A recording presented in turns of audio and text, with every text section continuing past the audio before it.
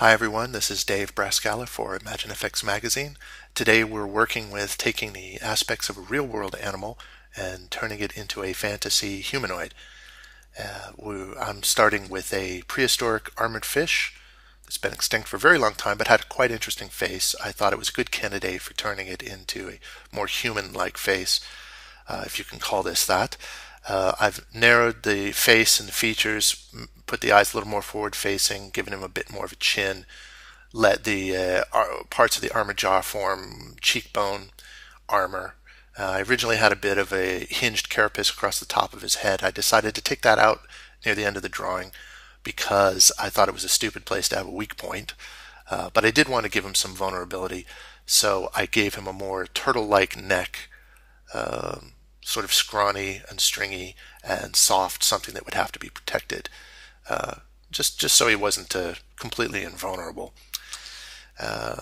I draw in Procreate. This is the output from Procreate on the iPad. I don't use a stylus, I just use my finger. I tend to use a chalky brush, and I use a chalky eraser set to the same brush.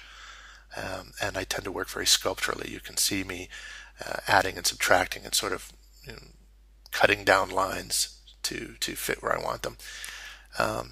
It's sort of self-explanatory to watch, and it's a little bit short, so I wanted to quickly mention a few other resources if you want further reading on this concept.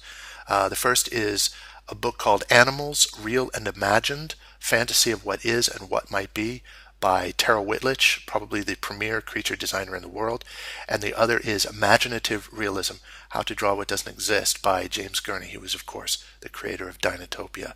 These are both fantastic resources to get hold of if you really want to look into this further.